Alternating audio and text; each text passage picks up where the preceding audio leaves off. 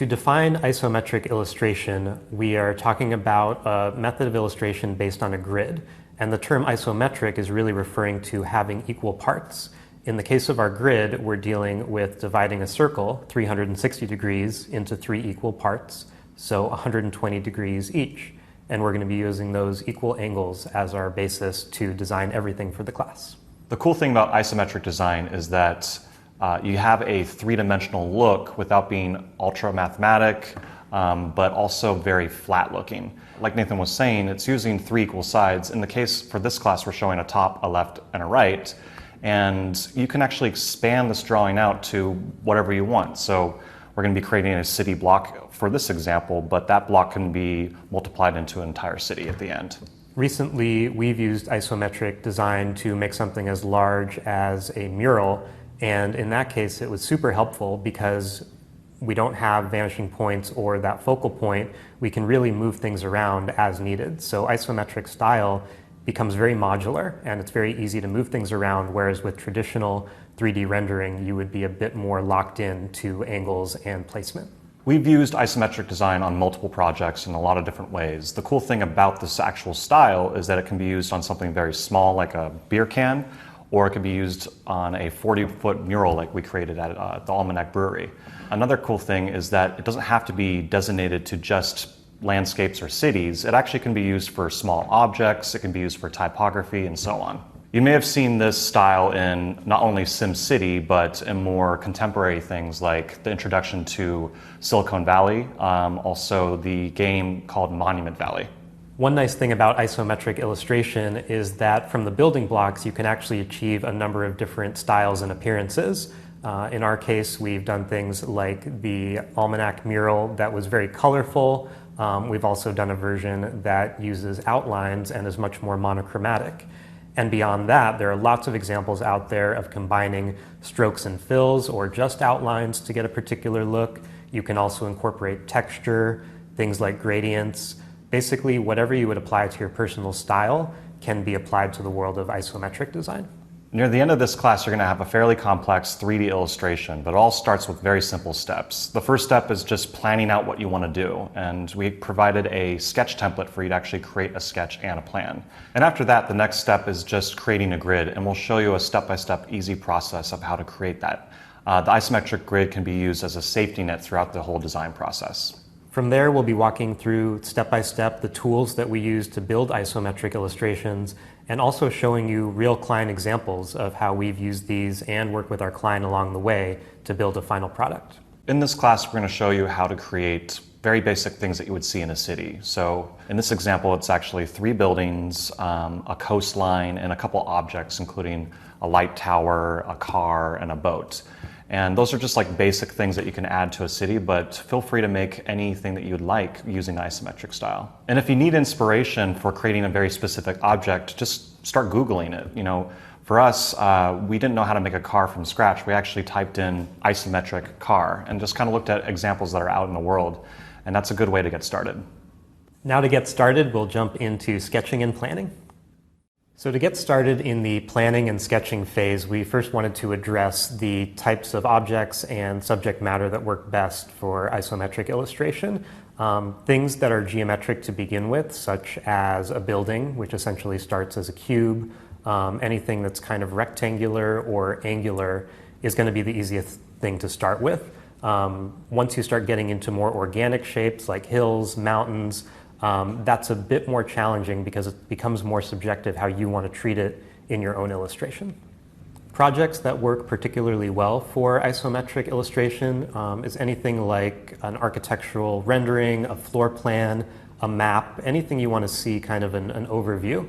And another important consideration is to think about your final application. Some of the projects we're talking about today are things like a mural that has a huge scale to it, other things small like an object going onto a can. It's important to start to think about how this is going to be used, and the sketching phase will help you figure out where to place things and how that's going to apply to your final project. So our goal for this class is to create a simple city block, and that will include whatever you want. It could be buildings, it could be objects, it could be more of a scene that's showing water. For our purposes, we're going to try to show as much variety as possible so that you have a lot to work with. But to start off, we actually made a template that you can use that already has like a grid system so that it'll be easy to actually sketch this. So you can see with this actual piece of paper, there's very faint lines that are going in very specific angles, and that's the isometric angles. And to show you what that kind of looks like, I'm just going to draw a simple cube using these actual lines.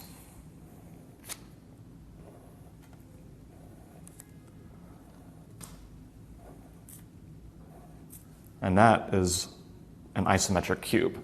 Now, something like this can be used in lots of different ways. Obviously, an easy application is to turn this into a building. This is already basically a building because it's a box. What we're going to actually do is customize from there and use this grid system to actually create what we want. So for my first object is going to just be like a tall building. So obviously this is a little bit more shorter. So I'm just going to erase a little bit and start customizing. So for example, I can go as tall as I want. Let's say I want a building about that tall.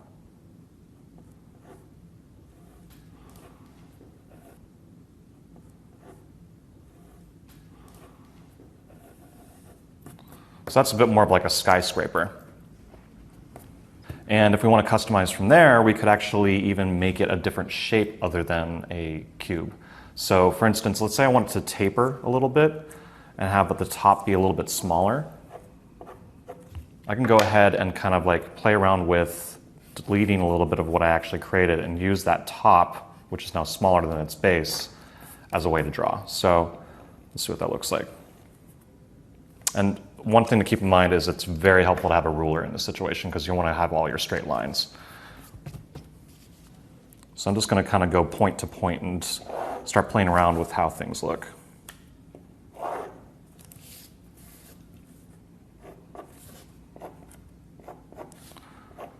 It kind of has a bit of more of a Freedom Tower kind of look. So now you have something that did start off as a cube, but now is obviously more of a building and a very customized building. So from there, just drawing your first object, this will help you kind of dictate like how this city block is going to work. And one thing that's important to remember with city blocks is the road system. So I'm going to go ahead and just start drawing some roads.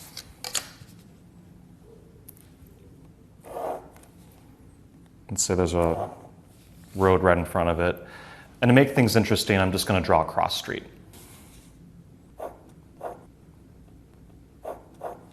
All right, so from there, let's add some detail. Let's add some sidewalking, same angle.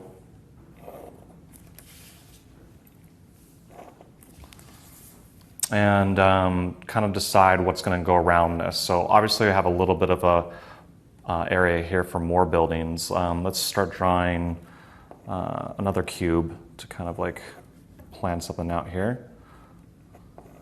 Maybe give it a little bit more breathing room here. And maybe instead of a perfect cube, I make this a little bit longer than it is wide. Something like that. And you can just kind of rough it in for now. Obviously, you're going to be doing a lot of erasing too, so make sure you have a decent eraser. So what I'm going to do is now kind of delete the things that are behind this building. And this is helpful to note at this stage of the process that your objects are going to overlap each other, so the ability to know now what's going to be hidden can provide a lot of efficiencies over time that you don't have to draw things that are eventually just going to get covered up anyway. So I'm just going to continue making some basic shapes. Let's get a little bit more complex with this next one and try to challenge ourselves a little bit other than using just a perfect cube. So I'm actually going to start off with a cube like I normally would.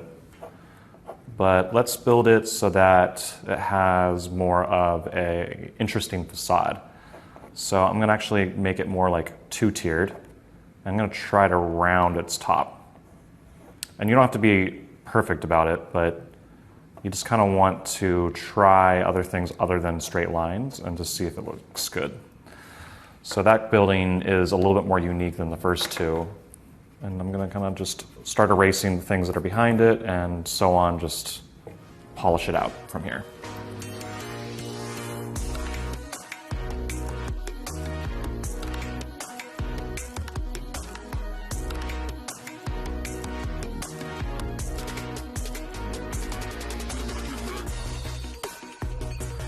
Right, so I basically have 3 rough building shapes.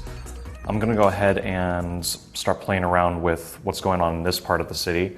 If I were to just build more buildings, I'd actually start covering up what I just illustrated there. So for the sake of showing as much as possible, I'm actually going to make this part more of like a coastline. And you can see this technique applied in something like the mural that we did, that we're typically trying to layer the composition with taller objects in the background, shorter objects in the foreground, and that kind of opens things up to be able to see everything rather than, covering up smaller details that you might otherwise lose, depending on how you layer your composition. And I'm just using straight lines to draw this for now, but obviously that's not how like a coastline would look. So once you have those rough areas in, you can go ahead and like delete the corners with your eraser and start rounding things out so it's a little bit more organic to what you would actually see in real life. So the process of actually illustrating always starts with something very like mathematical and straight, but you can customize based off that. So right now I have a bit more of a flowy look. And since this area right here is going to be representing water, I'm going to go ahead and just kind of rough in a boat. One way to do that is just to kind of like draw the base of the boat, and kind of imagining that it would be more like this shape, so it points in the front. So now that I have a base for a boat, I'm going to start making the 3-dimensional aspect of it. So let's kind of like build the base up and make it a little bit more 3D. And maybe make it taper a little bit so that it has a longer top than it has a bottom. I want this to also be a bit of a more interesting boat so that it has layers to it. So I'm going to actually kind of rough in a box on top. So that's kind of a rough placement of what a boat would look like.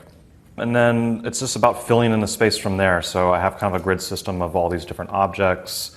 Let's go ahead and maybe fill in this area with some trees. I'm just going to start off with simple circles.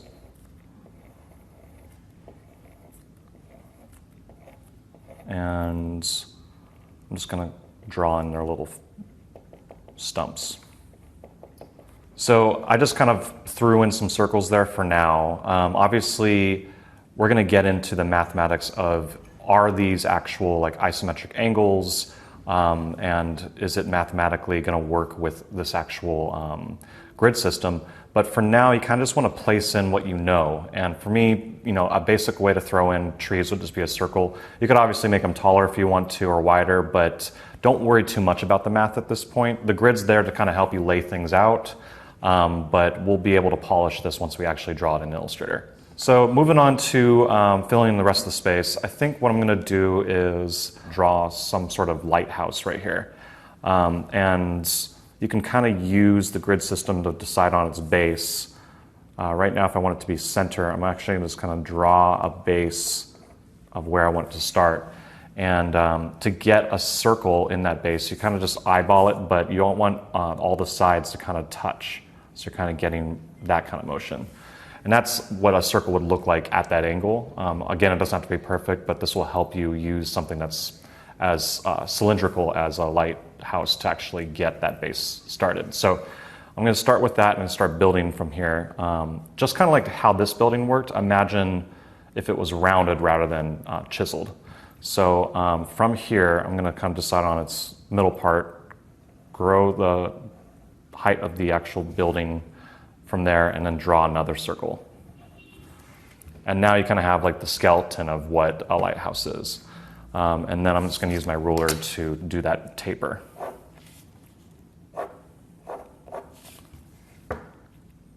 And then I'm just going to finish it off to make the top.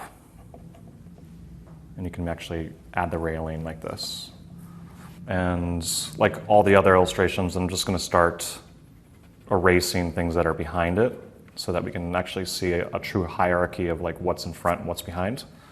And then lastly, it looks like there's some space on the road here. It would be probably smart to show some sort of activity, so I'm actually going to draw a car. Same thing, I'm going to start off with a base using the line work that's provided, and then same thing using the line work that's going the other direction. Basically imagine a rectangle just laying flat. So that's pretty much like how the base of a car would look, or the shadow of a car. And then I'm just going to build from there. So bringing up the vertical lines, giving a little bit more three-dimensionality like a box, and then seeing what I can do to actually make the top of the car a little bit taller than its actual base. So it's kind of like a quick and easy way to just draw something really rough, but you can kind of start to see a remnant of what a car would look like at this angle. And one thing to note here is that kind of building these as an example, we're not worrying too much about the true scale of how big a car would be compared to a building, compared to a lighthouse. But if you were going to be using isometric illustration to build a map or a floor plan or something that you really wanted to be to scale, one nice thing about this grid system is you could use this grid to apply a scale. So let's say one square on the grid is a 1 foot by 1 foot square, or 10 by 10 feet. There are ways that you could use this to get something that's very accurate. All right, so that's like the first steps to getting your sketch down. It's all about planning. So I basically have a wireframe of all my buildings. Now, the next thing to think about is both detail and shading or lighting. I'm going to actually start drawing in some details just to kind of get an idea of what things would look like. So for this building, obviously I want windows. And I'm going to try to do windows on all the buildings, but do them in slightly different ways just to kind of like give it more variety. So for this building, I'm just going to do horizontal lines. And the way that works is just using the actual grid system. So you can see with the lines that are here, I can kind of rough in what that might look like. But I can be more accurate with it by using my ruler and looking at the grid as closely as possible. So I'm just going to go ahead and draw in those lines.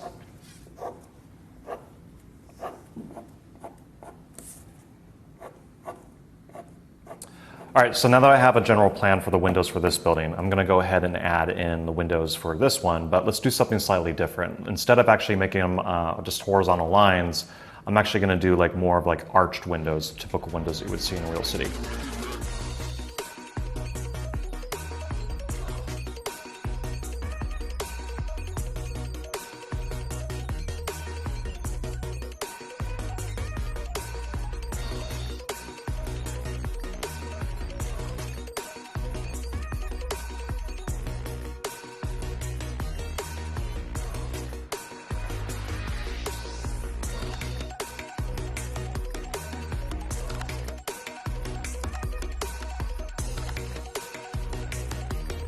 So I'm going to finish off this building, which is our most complex building. I'm just going to do some quick windows in the front.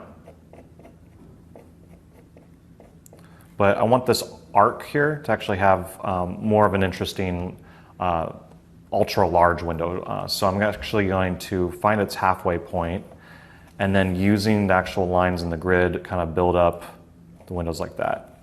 Now let's go ahead and actually give it more of a perimeter, so it's not going wall to wall here.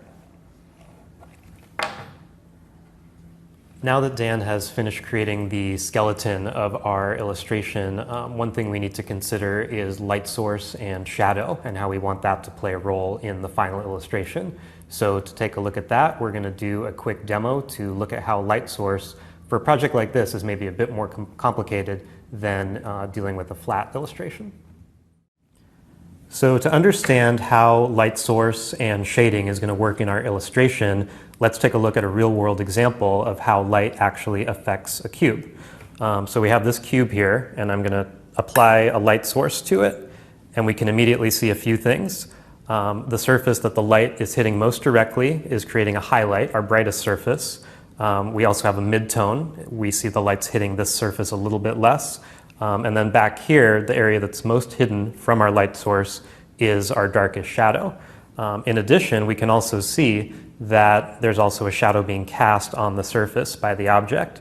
So right here, this is kind of everything we need to know in order to create realistic lighting and shading in our illustration. And what we want you to keep in mind once you get to the vector stage and start picking out colors is to think about colors in groups of 3, the highlight, the midtone, and the shadow. We can also look at the fact of if we'd like to change our light source a bit. As I move the light source around the object, we can see the shadow moving, and which surface has the brightest highlight color can also change. So it's really up to you where you want your light source to be and how you want it to react, but just be aware that you'll always be dealing with those three surfaces as well as the shadow, and you'll be good to go. So now that we've taken a look at how lighting affects an object in the real world, now we can look at how that lighting technique can be applied to our sketch and eventually our illustration. So to kind of recreate what we just saw, I'm going to just draw a cube really quick just to kind of like have a replication of this actual light source. So I'm just using the grid here, and we kind of decided that the light source is going to be coming from the left here. So I'm just going to like just make a little sun icon as a reminder. And it's directly adding light to this side of the cube. So what that means is that on this side of the cube, we're getting a shadow. But since it's more bright on the top than it is on the side, our mid-tone is going to be like more like this. So now you can kind of see that we have something three-dimensional happening. And one thing, if you want to actually get more complex with this style, is to think about the shadows that are going to be laid onto the actual surface.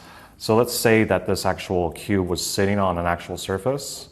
We would want the shadow coming from this light source to be represented behind it. So I'm just going to actually use the actual isometric grid to create a shadow. So now we basically have what looks like a three-dimensional cube, just using a couple simple shapes and just a few colors. So I'm going to go ahead and apply this technique to the rest of the illustration.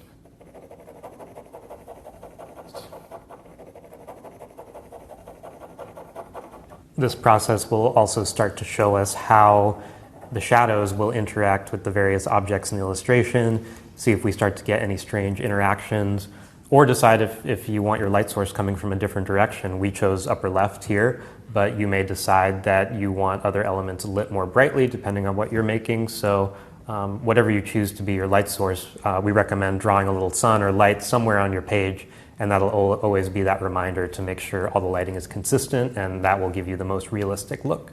And moving on to more complex objects like these, this lighthouse and these trees, it's a little more complicated, and we'll show you how to do that as accurately as possible in the vector illustration. But typically with a sphere, you would actually want like a circle to represent the highlight, and then the rest is shadow. So I'm just going to kind of rough that in, and that's kind of how you would show a light source on these, something that's spherical like an actual tree. So this is a good point to look at all the objects in your drawing and just think what is going to actually cast a shadow and what objects don't need to cast a shadow. So something like this car, it probably does make sense to cast a shadow depending on the colors that we're going to be choosing.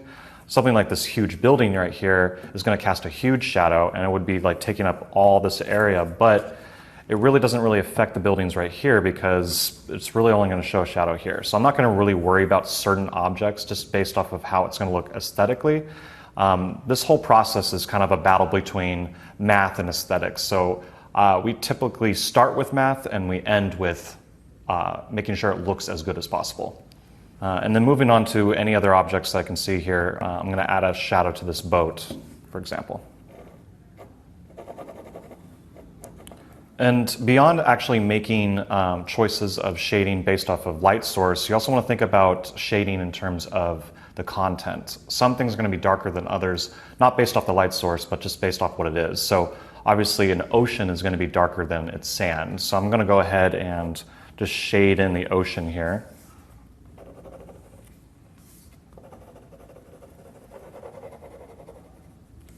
And that'll give us an indication of what color that needs to be when we bring this into our Illustrator file.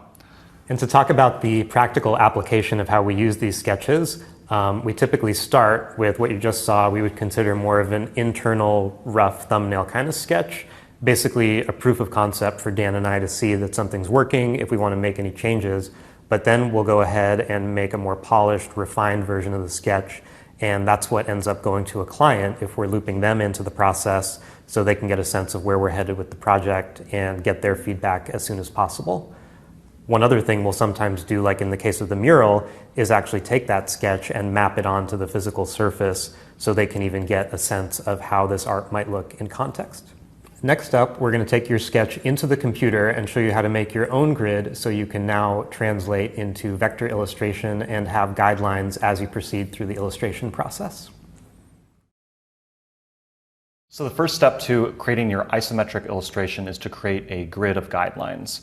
And what's different about isometric illustration is that the guidelines have to be a specific angle. So I'm going to show you how to do that on the computer now. So the first step is to go to your shape area and just select polygon, and just go ahead and just draw it anywhere on your artboard. And you're going to want to rotate the polygon so that it's 90 degrees from what you created. So it's actually going to be like this. And one way to do that is just holding down Shift, obviously. So now you kind of get points on the top and bottom. And what we're going to do is just turn it into an outline instead. I'm going to go ahead and make that a little thicker. And the next step is going to be to grab a line segment tool, and you're going to actually connect it to all these different corners to create a grid.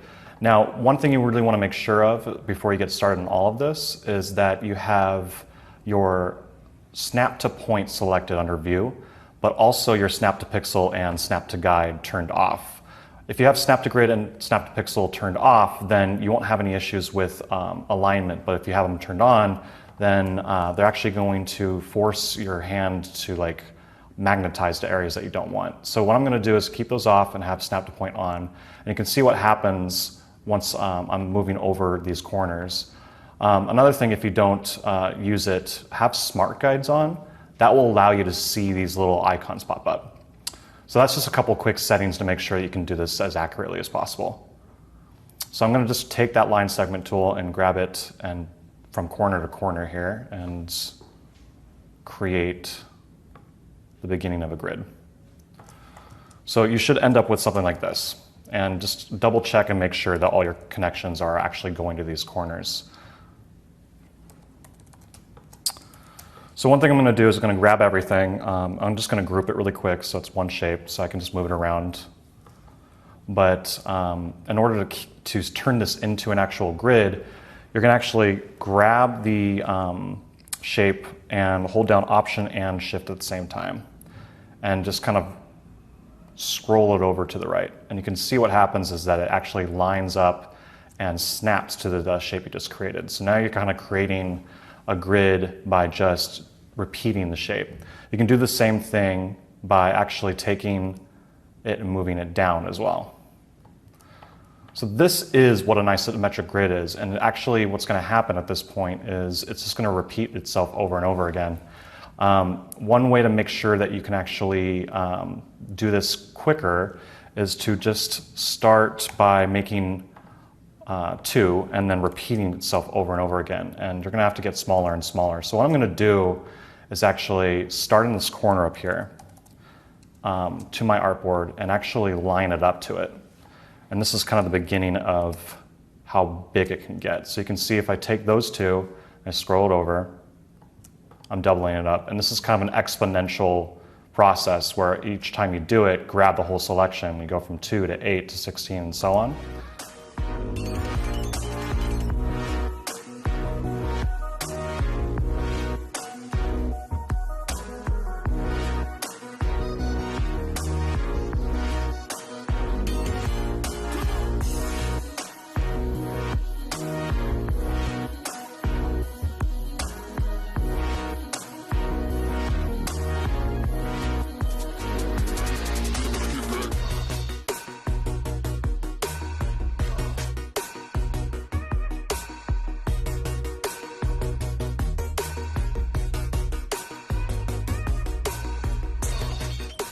All right, now we have this all filled in. I'm going to go ahead and delete what I don't need at the bottom here.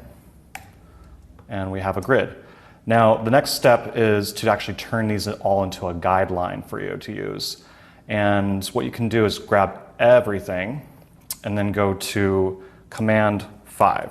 And then now everything is turned into a grid that's actually being used as guidelines.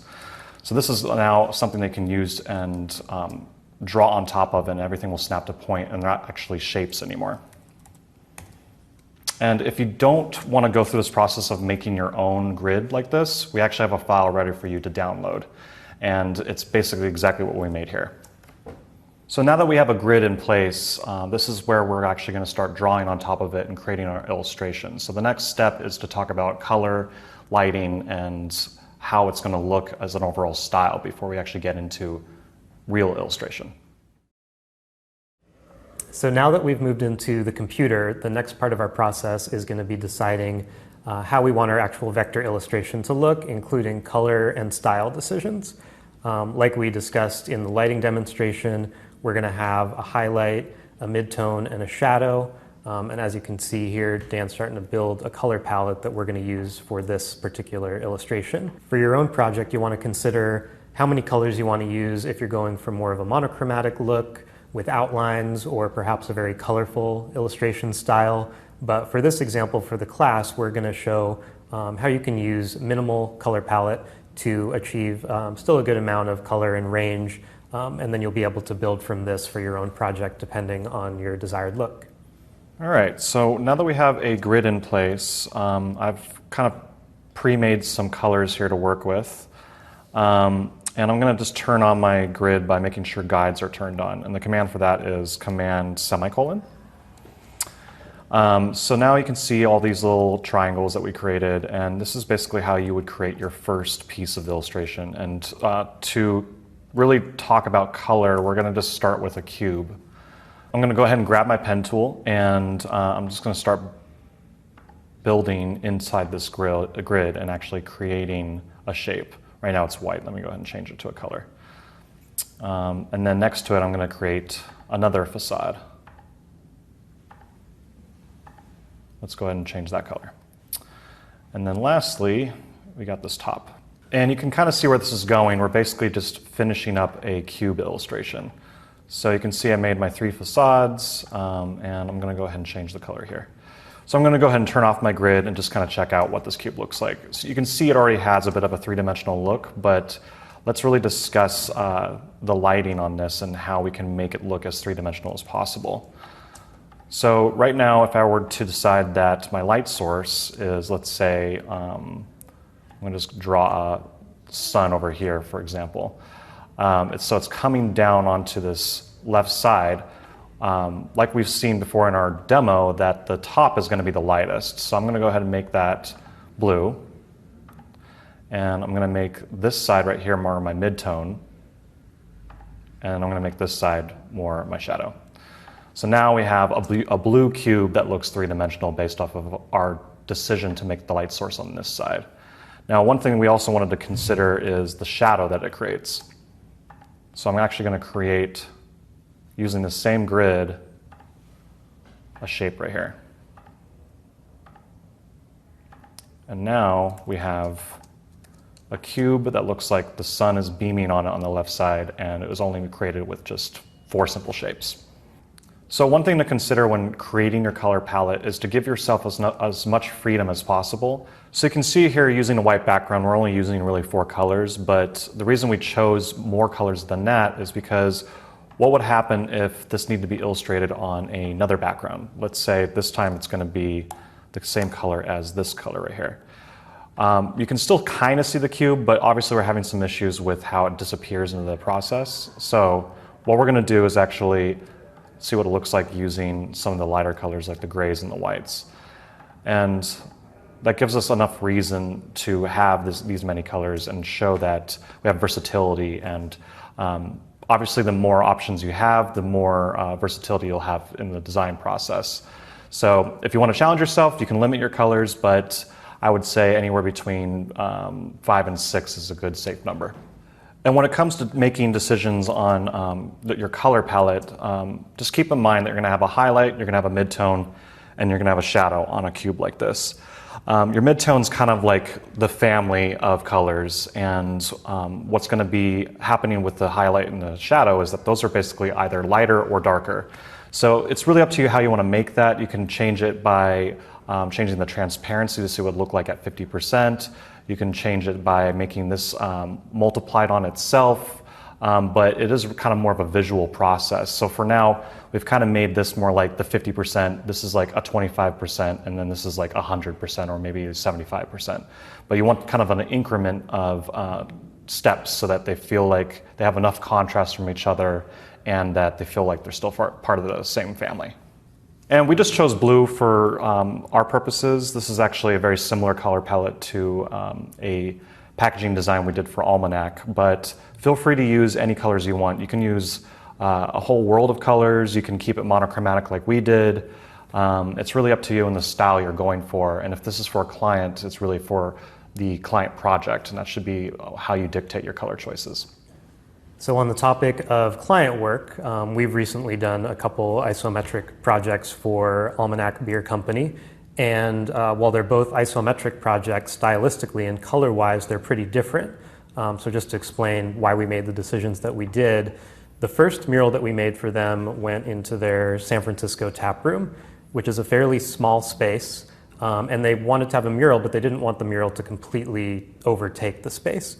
So what we did is we used a very limited palette of just 3 colors.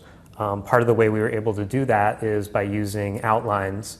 So the outlines kind of give us the ability to define things within the same color range rather than just having to use solid colors throughout. So that's a consideration you might want to have in your own work. And then as far as the color selection, we used colors that were all in the space, so it really felt complementary and kind of blended in and didn't really feel too in your face. In contrast to that, we did an isometric mural for their new brewery, which is a gigantic warehouse space, and it's completely filled with wood. So for that, our brief was basically to create an illustration that would be saturated with lots of color and really pop out and contrast nicely with all the wood. So you can see here, in this case, we didn't really need to use strokes as much because we had a much bigger color palette at our disposal. I think we used over 16 different colors in this mural, but using the same steps you'll be using in this class. As far as with each color in this mural, it had a highlight, midtone, and shadow. We used a few different shades of gray as well and had them all work together, similar saturation, so it all felt like a family. And then when it was placed in the actual environment, it really did stand out against the warm surroundings. And just to summarize what Nathan said about strokes versus fills, in a nutshell, having only fills as your style will require you to use more colors because everything's butted up against each other. But kind of going back to our other issue where what happens if we change the color of the background and we don't want to have this thing disappear, it could completely just be about having the right stroke. And you can see that now you can actually see it using strokes. So in this circumstance, we don't have to use the whites or the grays. We're actually using less colors, but the strokes makes it more possible for you to show the division of colors because they're separated by a line. As far as bringing the client into the process, the color selection is really a collaboration between us making some recommendations and in some cases the subject matter dictating.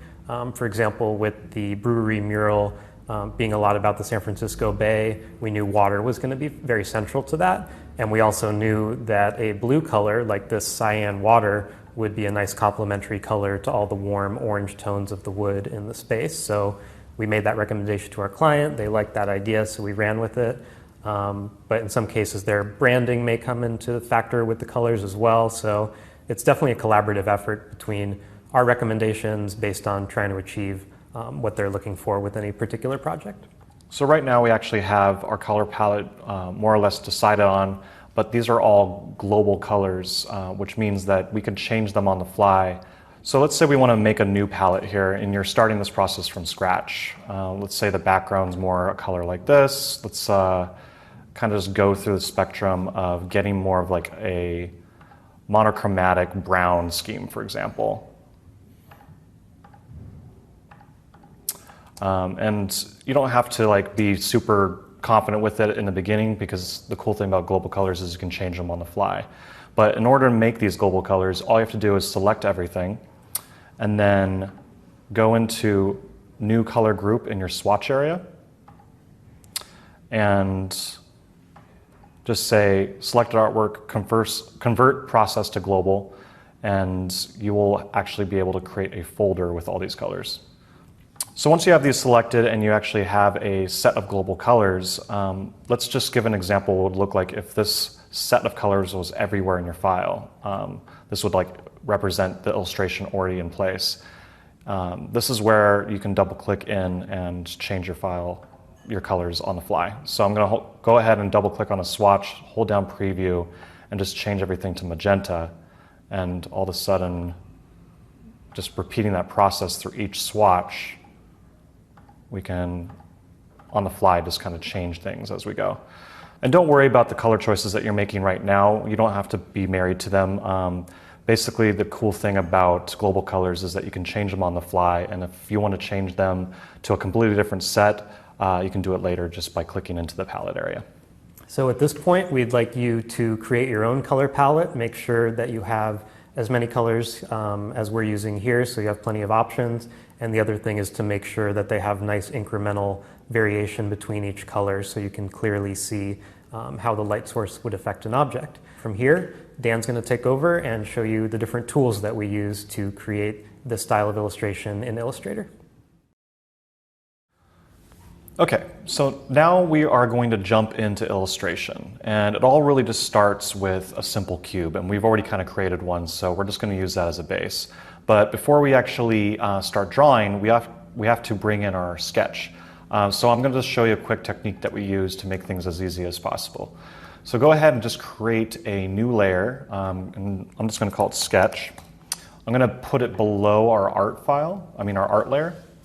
And I'm just going to change its color so it's a little bit different than the red that we already chose. And then we're going to go ahead and in that actual layer, place the sketch.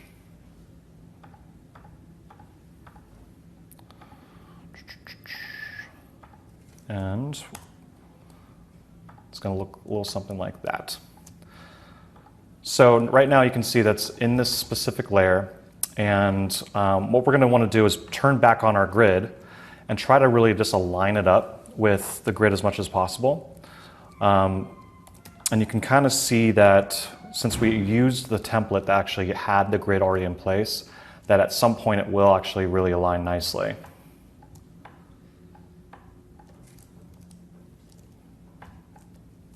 I'm just trying to get it so that it actually lines up with these corners here. So you can see the outer edges that I drew. That's a good way to kind of like make sure that it aligns. So I'm going to make it just a little bit bigger.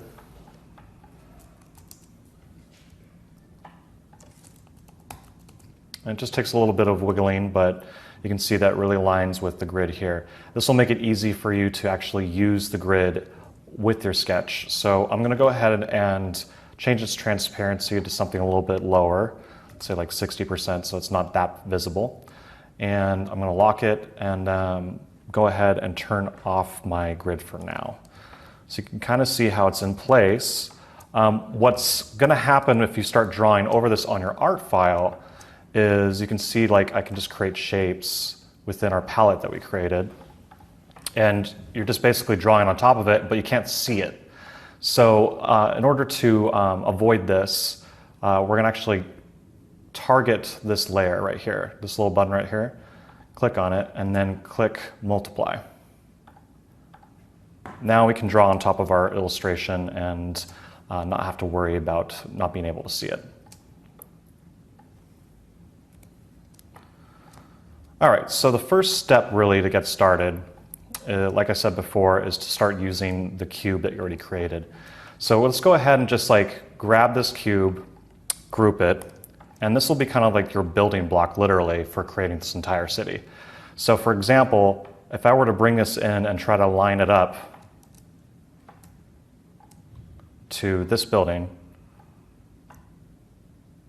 you can see that I'm almost making this building complete just by using the exact same cube.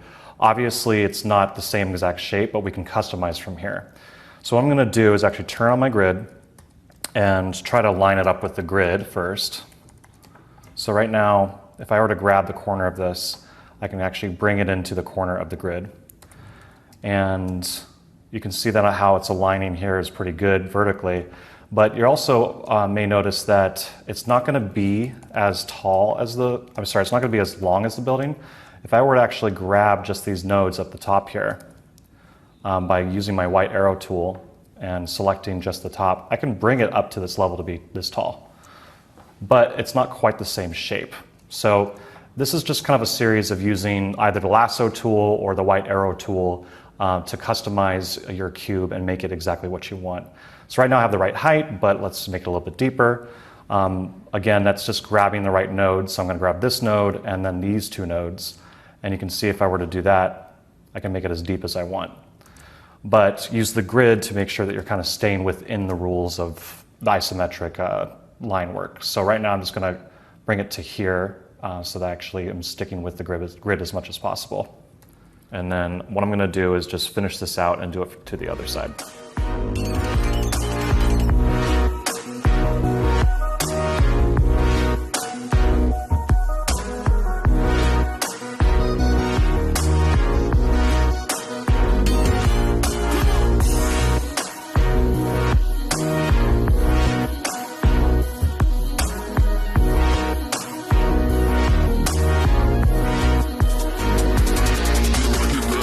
So now that I have the main buildings in place, I'm going to use the exact same technique to create these little top areas of the buildings. And you can create your own guidelines on top of the guidelines that are already in existence. So right now I want to have this like little box on top of the building. And I also want to make sure it looks centered onto the building. So if I turn on my grid, you can see that I'm not like aligned to the grid perfectly in this area, but to make sure that you're aligned to the illustration, you can actually use your own shapes to create new guidelines. I'm going to go ahead and use this exact shape by duplicating it first. So go ahead and grab it with your white arrow tool and copy and place. So you want to just do Command-C, Command-F. That makes it so that in the same exact place, you just duplicated the exact same shape. And then from there, I'm going to hold down Option and Shift and reduce down its size to be centered to itself. And just so you can see what it looks like, I'm going to make that blue. So that's basically creating a footprint of this new shape that you're creating. And from there, I can go ahead and just build out this actual like unique rectangular cube thing. So I'm going to go ahead and turn this into a guideline for myself by just going into Command 5. And you can see that it's sitting in there within the grid. So that's a good starting point for you to take the cube that you already created, get it into place. And for the sake of being able to see it, I'm actually going to change the color of the cube. So let's go ahead and make this white, this gray, and I'm going to make this darker blue. And then I'm going to just place it into this area so that I'm going to grab a corner and drop it into that guide that it's created. And using the same rules that we just went over, I can actually go into this actual shape and customize it.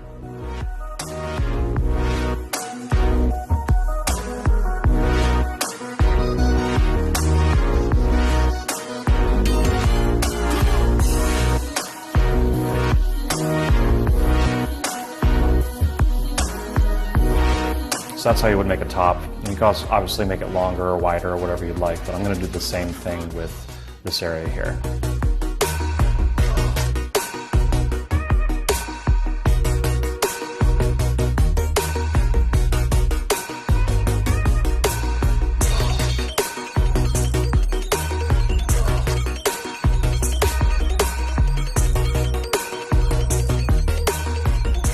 So now that we have our main shapes of these two buildings in place, I kind of want to plan out the city a bit more before we get into more complex shapes. So I'm just going to go ahead and build my road. And this is a good opportunity for anybody to start laying out their city, and the road is kind of what dictates where everything's placed. So you can kind of see how I have that laid out in my sketch. I'm actually going to turn on the grid to help me make the road. So you want the road to be kind of aligning with the actual grid here. I'm just going to start drawing in with the pen tool a simple road using the actual grid. Let's go ahead and make this darker. And I also want to create a cross street. Now, obviously this cross street is going behind this building, but I still want to draw it. So I'm going to go ahead and hide this building for now by doing Command 3 and draw this road right here.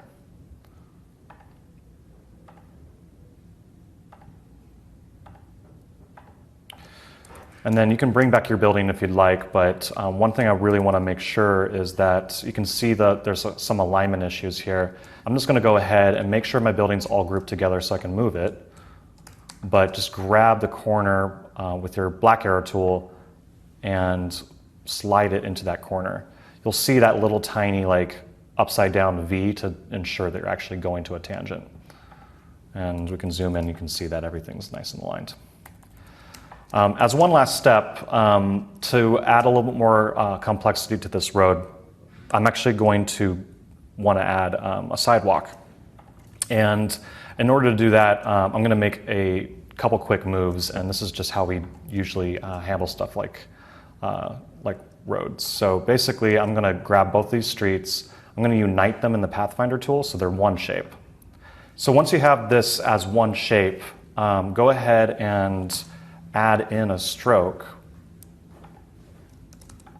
and make sure that it's aligned so that the stroke is on the inside, not the outside or the middle. And that will allow you to grow a sidewalk within the street. Now you can see it pretty much works, except it creates these little areas right here. There's a couple ways to handle that. You can either expand this out and have it in its own clipping mask, or you could expand the whole shape out and customize it yourself. But for the sake of this illustration, I'm actually going to just make it bigger. And the way I just did that was by grabbing these nodes and waiting for the line extension to actually align with what it's doing. So you can actually make it as long as you want, but as long as you're getting that little highlight, you know that you're going at the right angle. So I don't even have to have the grid on to make sure that this street gets bigger. I just need to use the white arrow tool and make sure it's aligning. And let's go ahead and create a base behind this whole city. And it's going to look a little something like this.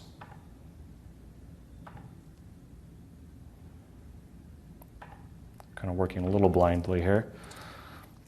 I'm going to turn off my grid. And let's go ahead and make this gray for now.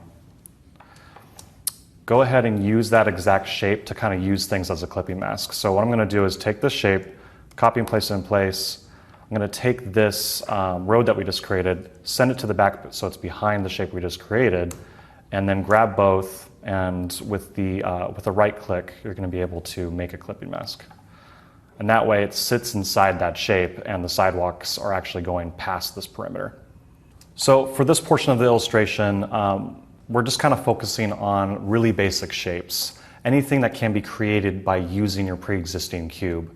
So this includes skyscrapers that are just taking the cube and making them taller. You can also make your cube like wider if you want to make more of a warehouse. We made the cube actually turn into more of a tapered building by just grabbing certain nodes and making them smaller. This is also a really good opportunity for you to start laying out the city, like anything that's flat, ground level, like the base of the whole city, the streets, or even the coastline if you want to get into that now. And next we're actually going to start creating something a little bit more complex.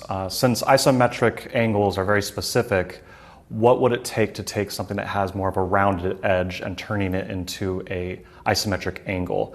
And we're going to be actually using the 3D rotate tool to do that. In this lesson, we're going to take something that's a little more complex, like an arched window or a circle, and rotate it so that it's exactly at the isometric angle that you want.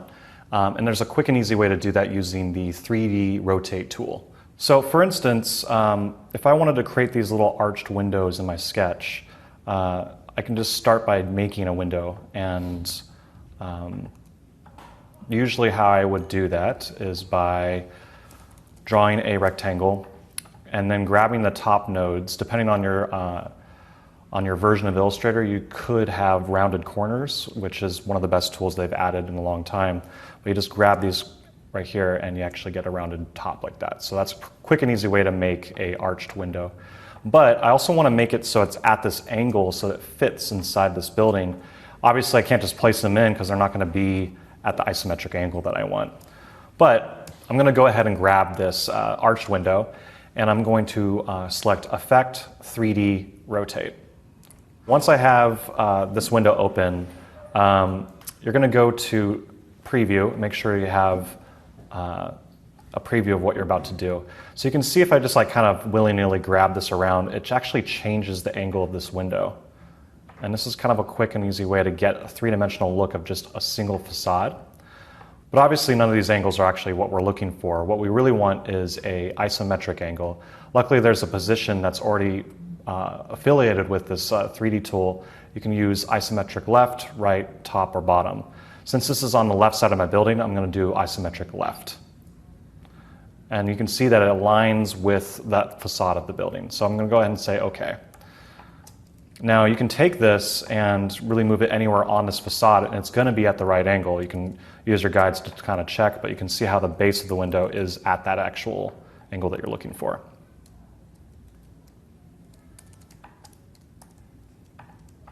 So now that you have this window in place, let's go ahead and expand it. So you want to just go to Expand Appearance under Object. And you can see it's not exactly the color that you wanted. It's using some transparency in the background plus that color. In order to make it all the color that you want, go ahead and just push Merge under Pathfinder. And right now it is black. I'm going to go ahead and change it to the dark blue that we have set in our palette.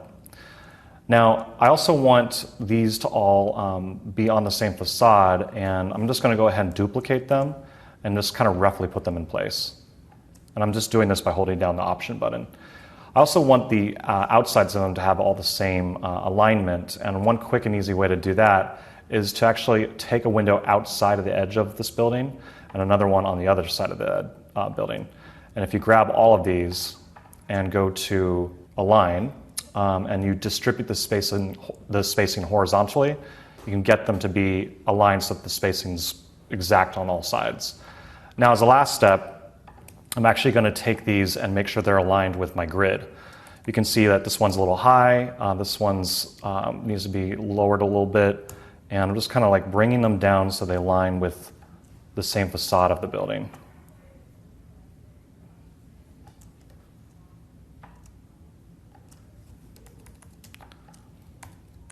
And as a last step, I'm going to actually take these three, group them, and obviously I can just continue bringing them down like this and duplicating them to get more windows, but there's actually a more efficient way to do this.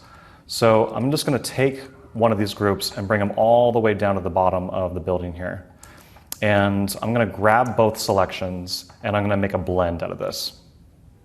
So if you go to Object, Blend, and you go to Blend Options, you can actually specify how many rows of these windows you want in between.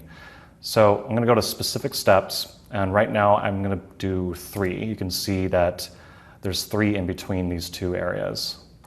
And then as a second step, go back to Object, Blend, and then Make. And that is how you would get a whole row of windows. Why this is efficient is because let's say you wanted to make a change to your building where it's actually much taller. If you were to like go into this grouping of windows and bring one up, you can see that it evenly distributes the windows, but obviously they're too spaced out. And if you go into Blend again, by selecting this group, go to Blend Options, turn on Preview, and make sure Preview's on, and then just go ahead and just change the steps. So this is a good way to like make sure that you can have the freedom of changing the amount of windows without having to do multiple duplications or a realigning or anything like that.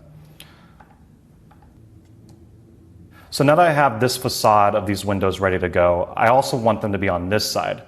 So one way to handle that is to grab this group and copy and paste it in place by doing Command-C, Command-F. Now go to your Reflect tool, and you want to have Reflect selected, not Rotate. Now the reason the Reflect tool works so well in isometric design is because technically a cube in itself is symmetrical. So if you were to flip something from one side to the other, they don't have to change angles. The angles technically are the same but opposite. So that's why I'm able to actually take these windows and move them to the other side without having to worry about perfect math, because the math is already there.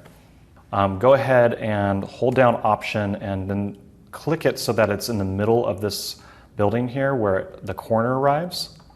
And you can see that you get a couple options here. You can either horizontally or vertically rotate it. And you can see when I turn on preview, that actually flips it onto the other side, it's basically mirroring itself.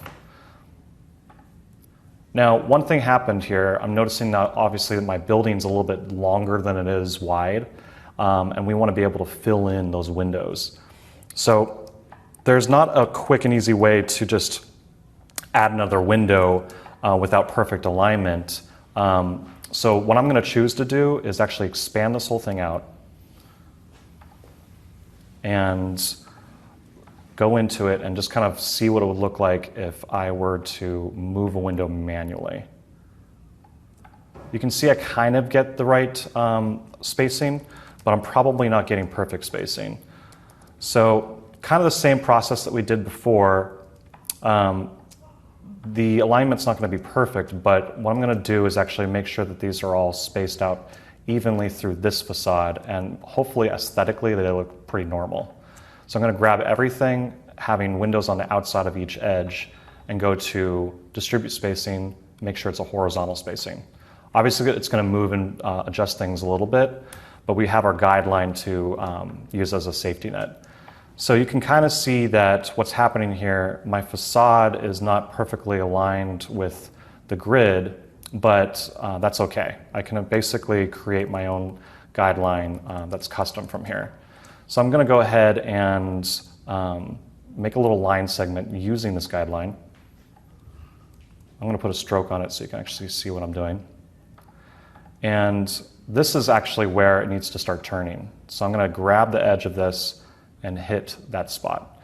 This is where the windows need to be aligned. So using that segment, I'm going to create my own guideline by expanding it out and then doing Command 5. So now we have something to align to other than just the grid that we provided for ourselves.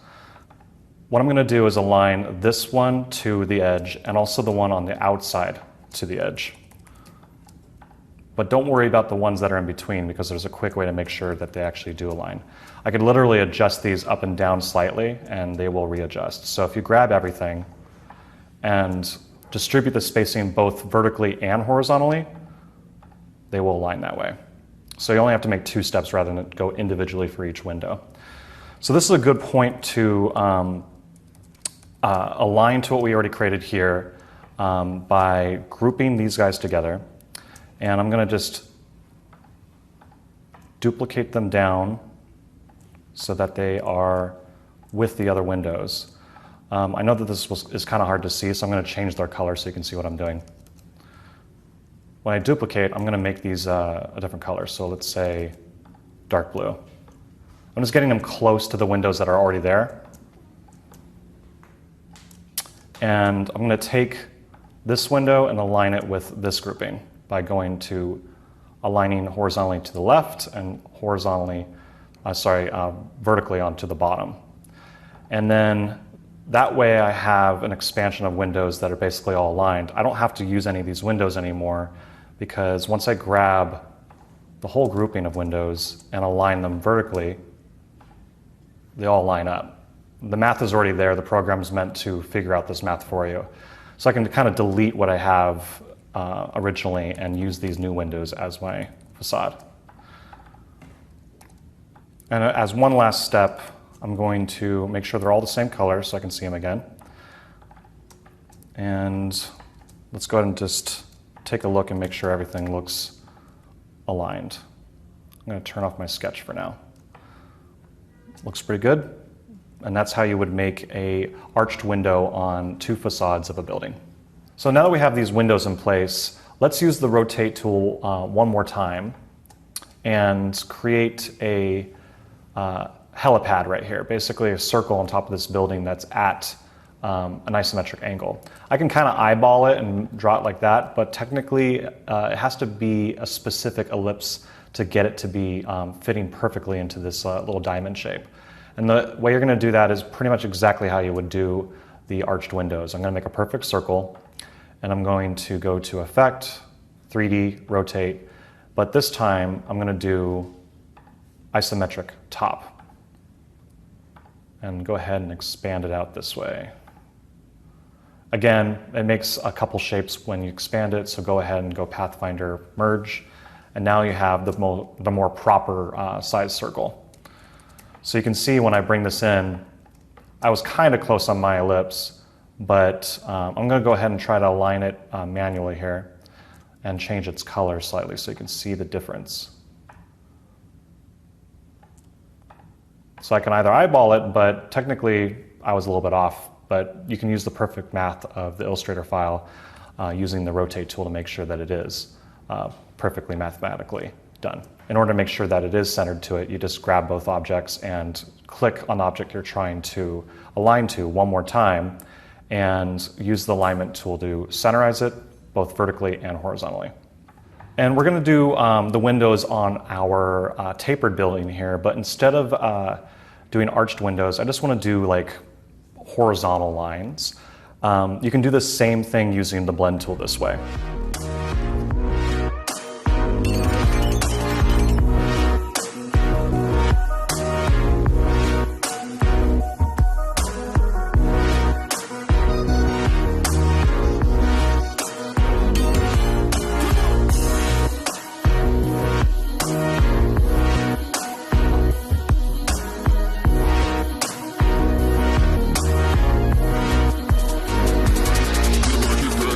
So that's how you would take horizontal lines and use the blend tool to make windows.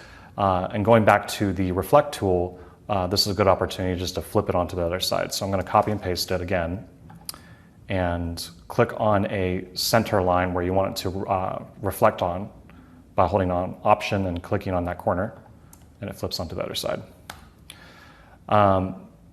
While you're creating things too, really start thinking about the color scheme. Right now, obviously I'm getting a really high contrast look, and I'm just going to bring all these things into one group, by the way. Make sure your buildings are kind of like together so that you don't have to like break things apart as you're adjusting them. So as I'm making this building, I'm realizing that getting a really high contrast look, but not as much like of a light source that I'd like. So as a final step, what I'm going to do is go into this blend tool area and actually try to find these lines and change their color. That's one last thing I want to do. I'm just going to make them a slightly lighter blue. And now we have a very three-dimensional look where obviously the light source is happening on the left and we're getting shadow on the right by using varying colors. And this is why we chose 6 colors, so we have this much opportunity to have variety in our color scheme. So as a next step, just go through all your buildings and decide if you would like to have certain windows. In this lesson, we made arched windows all in a grid. We made also horizontal windows on our tall building, but they were both using the blend tool to multiply the windows over on top of themselves. So feel free to use this to make any windows in your illustration, and you can use the blend tool in a lot of different ways as well, so feel free to experiment. So next up is the 3D extrude tool. It's almost identical to the 3D rotate tool, but it allows 2 facades to have an actual depth to them. So you're kind of getting a 3D look rather than just taking a facade and turning it. And we'll jump into that right now. So the next tool I'm going to be using is called 3D extrude, which basically is using the same techniques as the rotate tool, but it's actually making something have more depth. And an example of that would be in our sketch. You can see here we have a very interesting building that's more complex than a regular cube. And in order to see this building more clearly, I'm going to take this building that's right next to it and just hide it. So right now, this building right here is using an arch as its top, and it has depth. So in order for this to actually work, the 3D extrude tool is going to make it possible. So I'm going to go ahead and just draw an arch like I did with like the windows.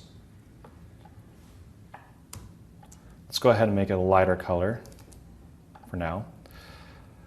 And then I'm going to go into Effect, 3D Extrude.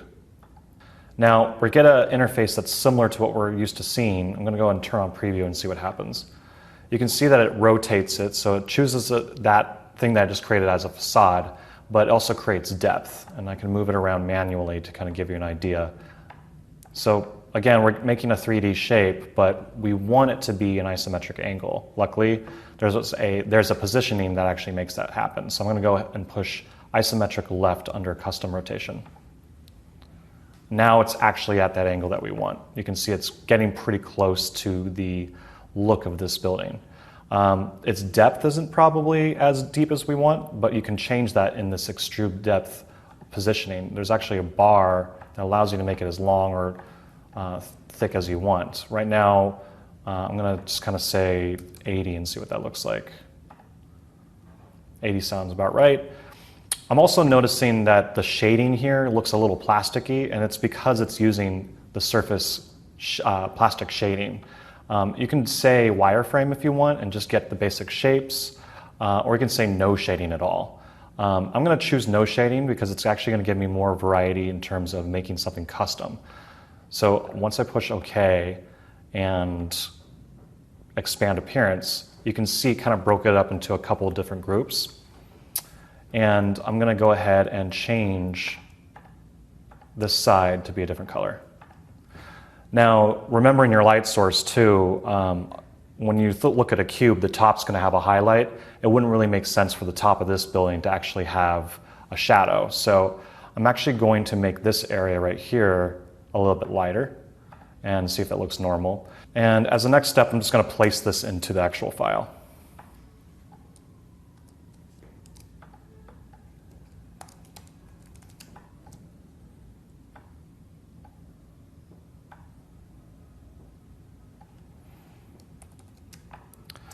Now that I have it placed, you can kind of see that I was close on getting this to be like my sketch, but it's not perfect. Actually, the sketch is showing that the drawing that I originally made is a bit taller, and this is where you can actually customize this shape, just like we customized the cube, and make it taller. So I'm going to go ahead and turn off my grid, and I'm going to use the white arrow tool to just select the top of the building, and keeping this base where it is. And if I hold Shift, I can actually bring up its height to make it as tall or as short as I want.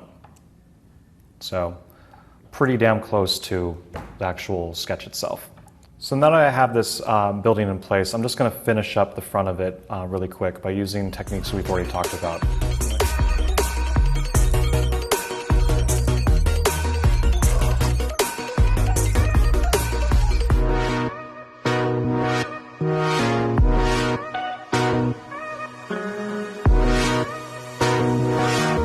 So you can kind of see that this building is somewhat complete now just by using two different shapes. One was using the extrude tool, the other one was using the cube. Now let's create something a little bit more complex than just an arched window with depth. I can actually make things like a car using the extrude tool, and I'm going to show you how to do that now. So when you think of a car, think about the basic shapes. You have basically a base and you have a top. It's a little Fred Flintstone looking, but that's kind of how a car is. Obviously you can adjust things from here. What I'm going to go ahead and do is just unite this as the beginning of my illustration.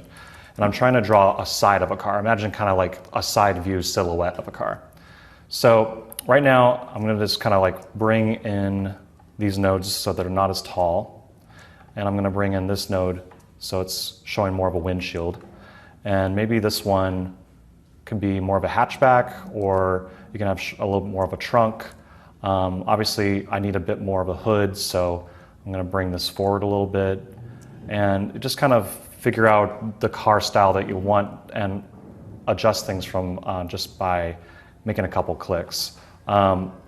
This looks a little bit boxy to me, so I'm actually going to bring it down slightly, and then I'm going to bring back the trunk slightly as well. That looks more like a natural car shape. Now, we're not quite done. One other thing I want to do is change its color and add wheels.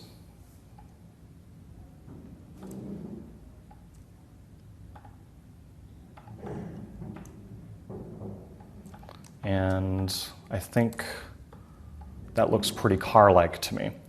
I'm going to go ahead and group it. Now, this is where the magic comes in. I'm going to use the exact same tool, 3D Extrude, to make this three-dimensional. So if you go to Effect, 3D Extrude, and we turn on Preview, you can see that it shows what I drew as a facade and made it have depth. And we're going to go ahead and do isometric left for this. Now, just with a couple clicks, couple shapes, we basically have a three-dimensional car. You can customize from here. Obviously, there's plastic shading or wireframe or no shading, but I kind of like the plastic shading because it's not using any like curves to actually make it look glossy. It's actually keeping it pretty geometric. So I'm going to go ahead and save it. Again, you can make this car wider or shorter if you want. It could be like super wide or just like more of a motorcycle. But basically at 50 was actually a nice jumping off point. Okay, so now we have a car. And you can see that it actually fits pretty nicely in our illustration as an isometric thing. So from here, I recommend actually customizing it even further. Remember, you have a color palette in mind, a light source in mind, and the light source is not exactly what we want. So I'm going to go ahead and expand the whole thing out, and you can see that it made it all into different shapes. So we've determined that the tops need to be the brightest. So I'm going to go ahead and make that bright. We've also determined that this part of the car is going to be in shadow, and then this part's going to be more of the midtone.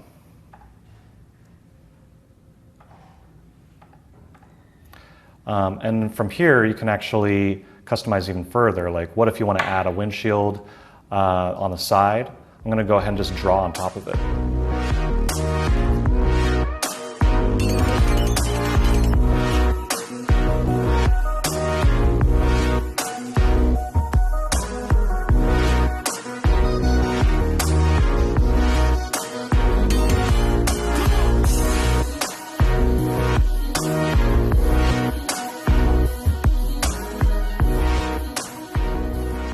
Go ahead and place it in our file.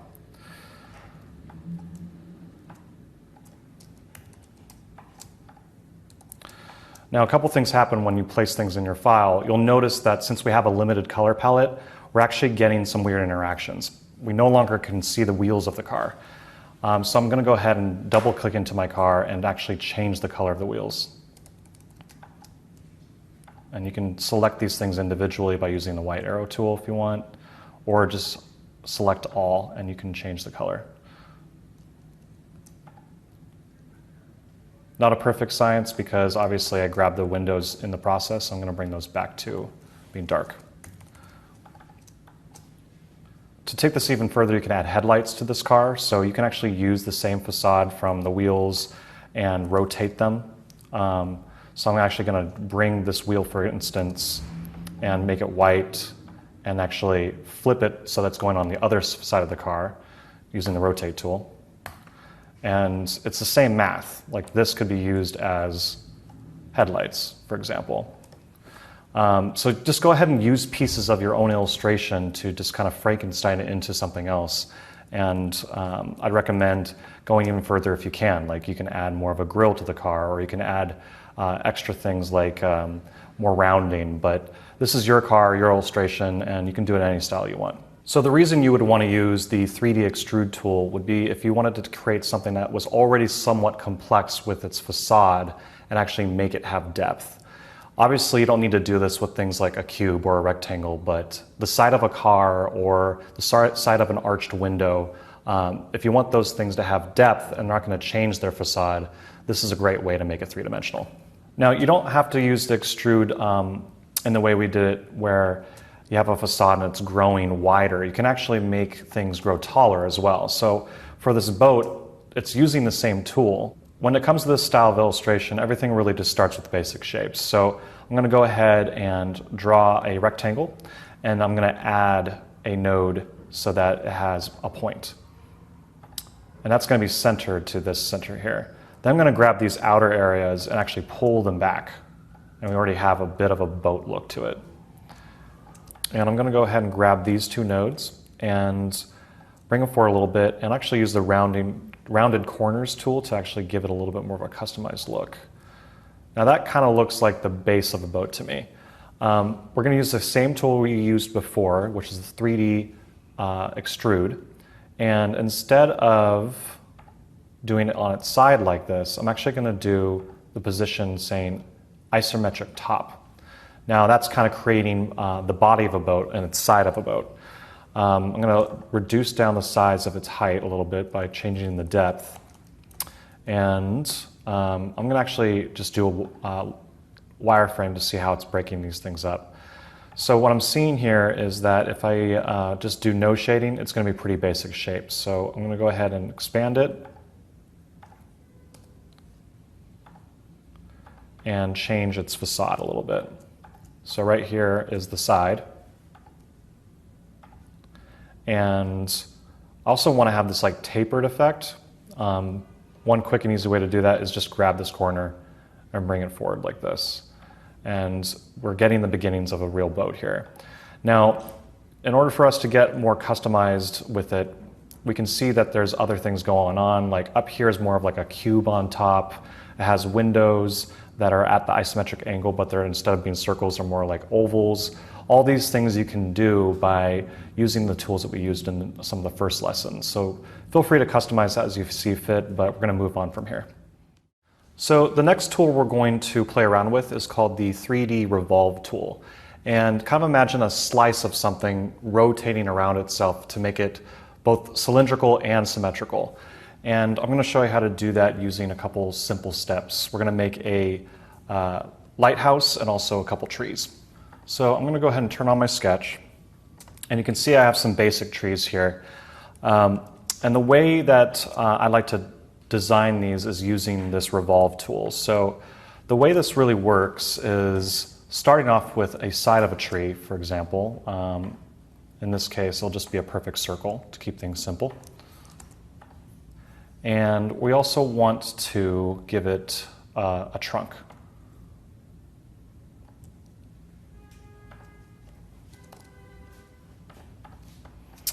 Now, once you have something like this, go ahead and duplicate it so you have a copy of it. So now we're going to just break this up into a couple pieces, and the way we're going to do it is draw a shape so that you're starting at the middle and moving outward.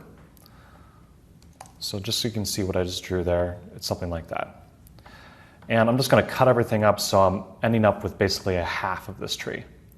So grab everything, go to Pathfinder and divide. And delete anything that you don't need, which is the other side of the tree and the background. So now what we're left with is a simple tree that's only using half of what we just drew here.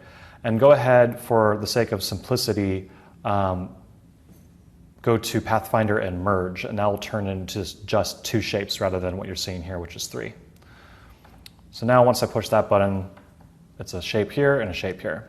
Pretty simple. Okay, so now that we have this slice, I'm going to go ahead and copy it so I have a backup of it. Let's go ahead and go into Effect, 3D, and Revolve.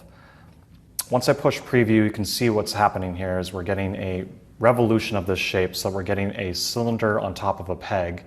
And it kind of has like a lollipop look or a tree, but we can actually change its angle within this as well to be isometric left, so it's following the rules of our actual art. And right now I have more options open, which actually gives us the ability to play with its light source.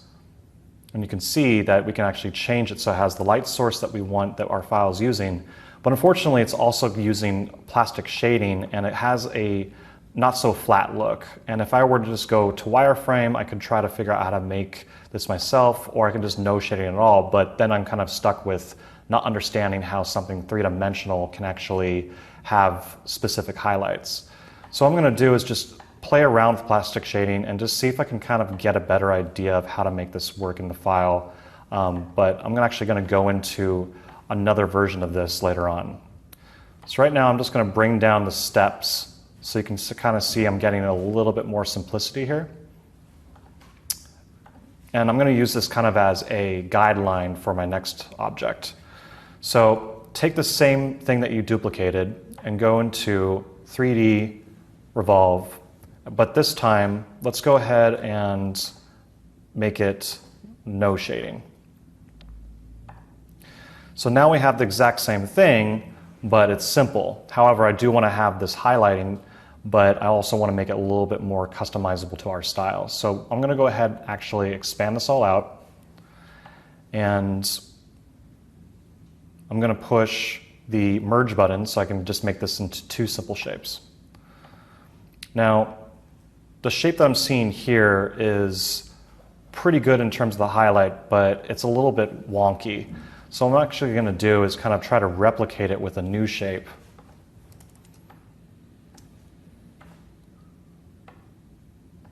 And try to recreate what we're seeing here.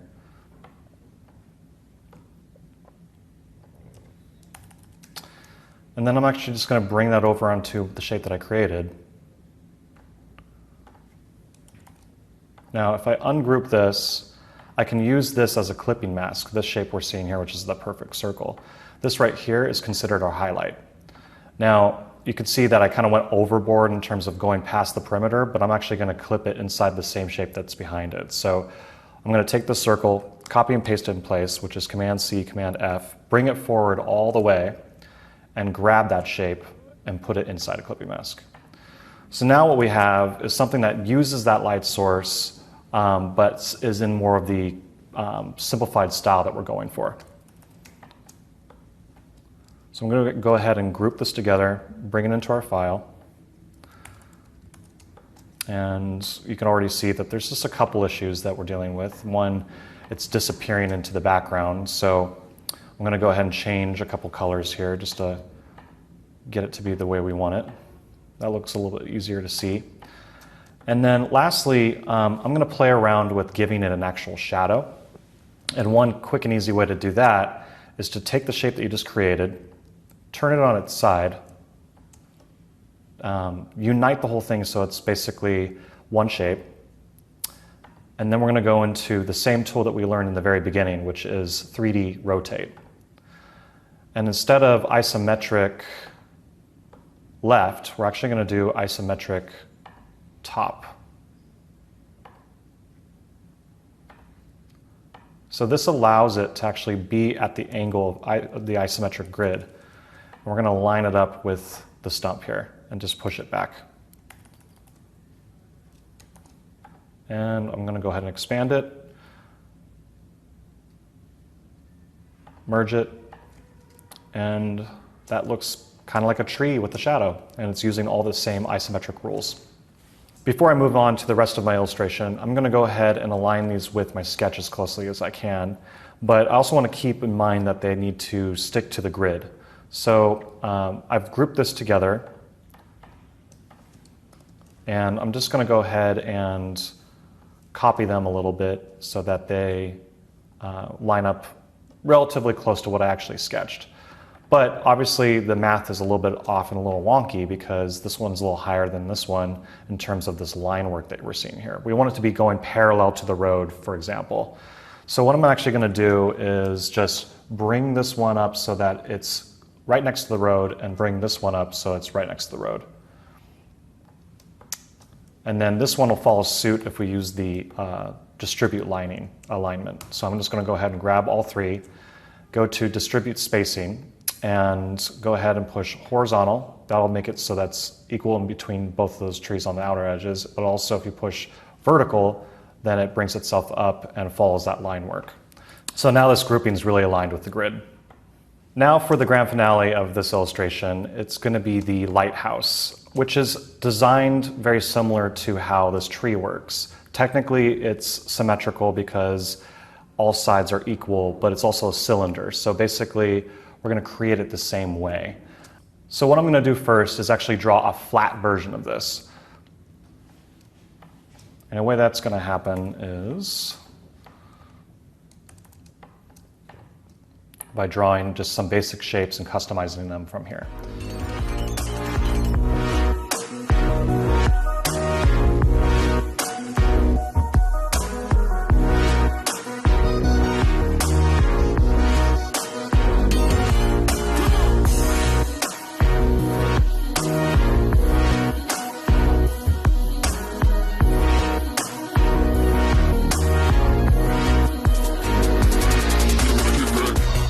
So that's a really quick way to make this lighthouse, but it gets a little more complex when it comes to revolving it.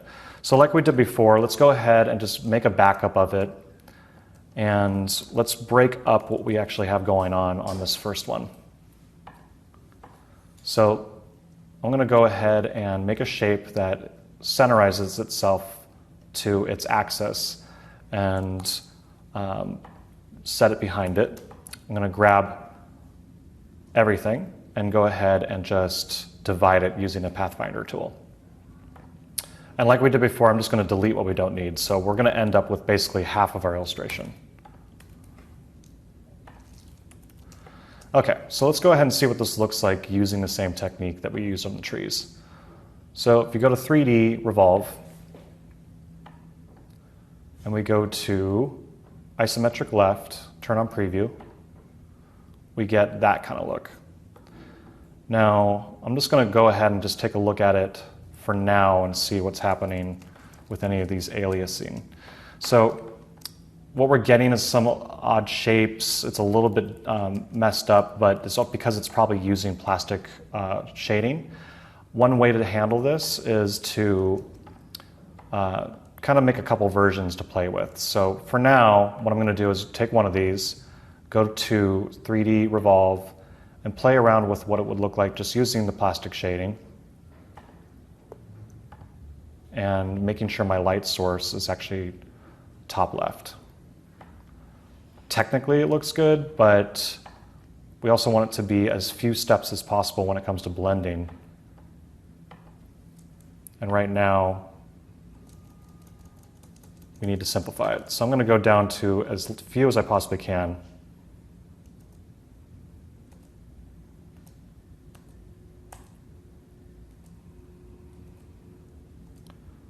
That sounds about right, or looks about right.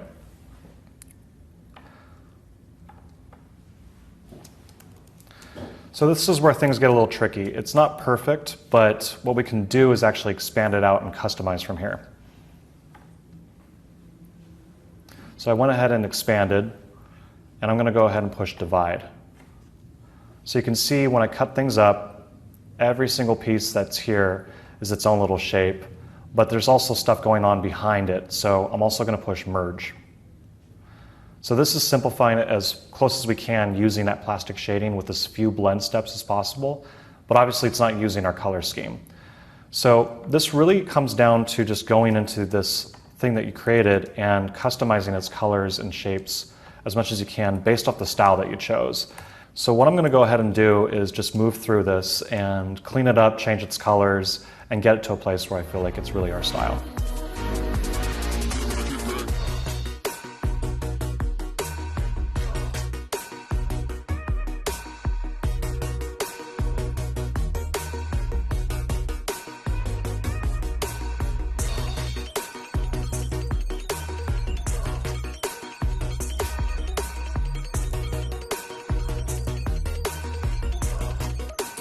So now I think I'm in a good spot to actually bring this into our illustration. Obviously it's a little smaller than what we had in mind, so I'm going to bring it up. And a couple things happening. It's definitely blending in with this background a little bit, and it also has to have a shadow. So let's get into actually making a couple small changes to make sure it matches.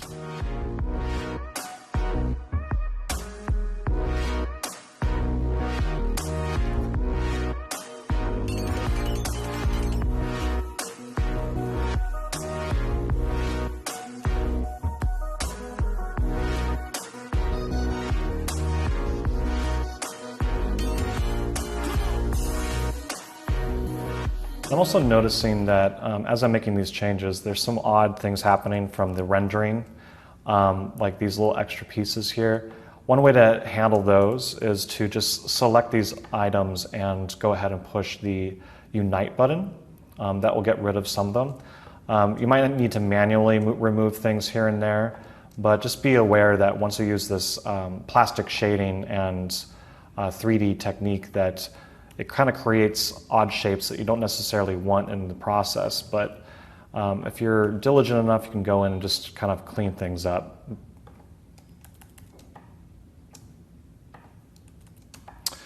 And there we go. We have a finished lighthouse.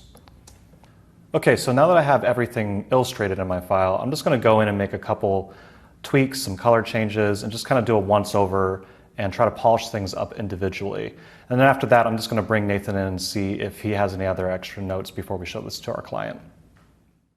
So after taking a final look at this file, I just made a couple changes and tweaks just to see if I can improve it in any way individually.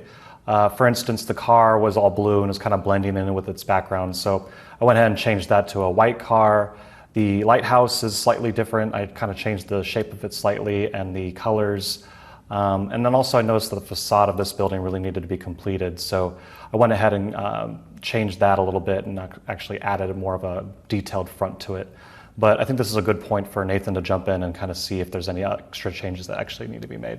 So part of the reason why we like working together as a team is while one of us is working on a project individually, we can kind of check in with the other, pass the file back and forth, and look at any updates. So I think this is looking great, and I just had a few thoughts on things that we could look at adding or changing. One thing that you may or may not want in your file is in areas like where the shadow from the lighthouse intersects with the first tree. You get those two colors blending together, two objects blending together with the same color. You might like that kind of feel of implied geometry because you can tell where the edge of the tree is, but I think in our case, if we are going for cleanliness, we might look at making those shadows a little bit shorter just so we can get nice definition in the trees. And one thing that I've noticed with working with Nathan for so long is that with illustration like this, I kind of harp on the math behind it, and Nathan has the luxury of being able to take a step back and see the aesthetics behind it. So something like that lighthouse, even though the shadow would technically be that long, aesthetically it would make more sense for me to shorten it. Yeah, so Dan had mentioned earlier in the class, this is kind of the battle between geometry and aesthetics. These are the things we try to look at the end and see, what's going to look the best for your final product. A couple other things I think we could include. Just kind of viewing this through the scope of kind of having a similar level of detail throughout the illustration. I think we could add some wake or some kind of different color in the water right behind the boat to give the sense that it is moving. And similarly, I think this building on the right, if we added some type of path or walkway leading up to the door, that could add some realism and fill some of those empty gaps a little bit. So if you want to make those changes, we can come back and take a look at what a final polished illustration would look like.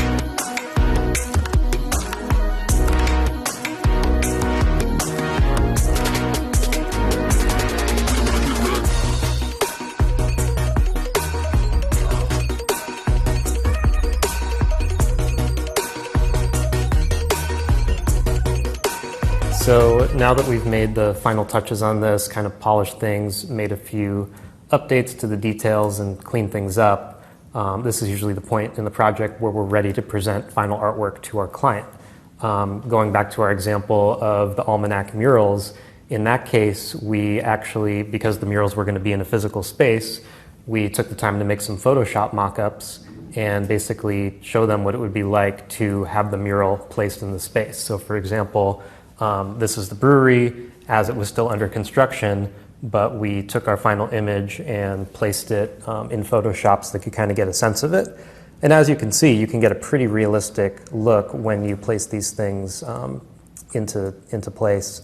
One other thing that's helpful is to start to notice sight lines, such as here we knew with this mural that anything kind of below table height was going to be hidden, so we didn't want any super important elements down below. And if you'll go back to the Alameda mock-up, here we were negotiating the windows and the doorway, so similarly we wanted to make sure, one, that we were providing a completed piece of art because they use this image in other ways, so we did complete those areas, we just wanted to make sure nothing super important landed in those windows. And then you can also kind of look around the edges of shapes like that, or you might not be using this for a mural, but any type of composition, see how it runs off the edges or any kind of weird tangents that might end up being created. That's kind of our last system of checks to make sure that a file like this is ready to ship. So from there, we'll kind of work with our client, and at this point, because we've already provided the sketch and some of our process along the way, there shouldn't be any surprises, but this is when any last kind of revisions from their end would come in.